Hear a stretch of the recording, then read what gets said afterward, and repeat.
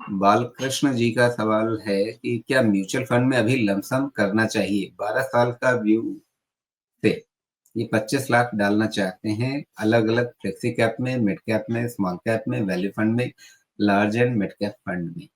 तो बालकृष्ण जी, आपने जितने अलग अलग सेक्टर मतलब सेगमेंट्स पकड़े हैं, अलग अलग कैटेगरीज पकड़ी हैं म्यूचुअल फंड्स की, फ्लेक्सी कैप लिया आपने, मिड कैप लिया आपने, स्मॉल कैप लिया, वैल्यू फंड लिया, large and mid cap fund लिया।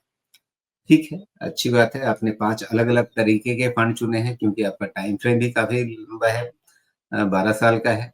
आप 25 लाख रुपए का एक लमसम इन्वेस्टमेंट करना चाहते हैं। अ, अगर मैं आपकी जगह होता तो इस 25 लाख को किसी अ, एफडी में या कहीं ऐसी जगह पे पार्क कर देता जहाँ से मैं टुकड़ों में इस पैसे को निकाल सकूँ और इन्वेस्ट करता रहूँ।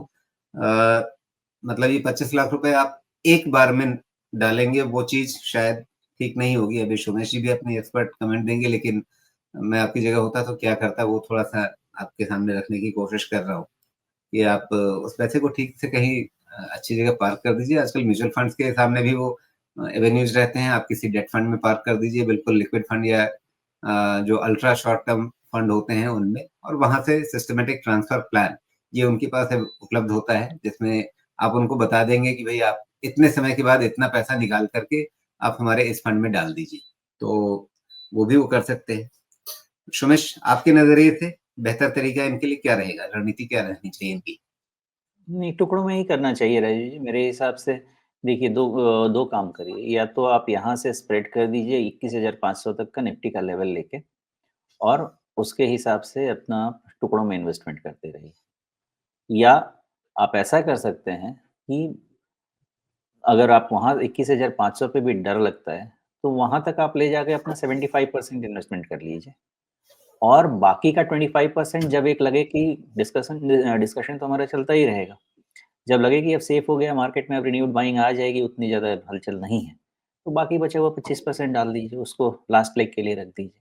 लेकिन टुकड़ों में ही करें तो बेहतर है। और आपने जो इतनी सारी चीज़ें निकाली ना, ठीक क्या है निकाला है, लेकिन इन सब में एक-एक फंड को अच्छे से स्टडी कीजिए और उसको लेके आगे बढ़िए। ऐसा मत कीजिएगा कि 25 लाख के लिए ना 50 फंड ले लिए। मैंने बहुत ऐसे देखे हैं कि 25 लाख में 5,000 एक में, 2,000 एक में, 15, तो पढ़ते-पढ़ते ना मेरा 24 घंटा निकल जाता है।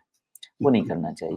अच्छे से हर चीज़, हर सेगमेंट में एक अच्छा फंड निकालिए, अपना रिसर्च करके 4-5 में स्प्रेड कीजिए, उसको ट्रैक कीजिए, काफ़ी है। जी, अगर आपने 5 कैटेगरीज़ तय कर ली हैं, तो 5 कैटेगरीज़ में 2-2 फंड ले लीजिए।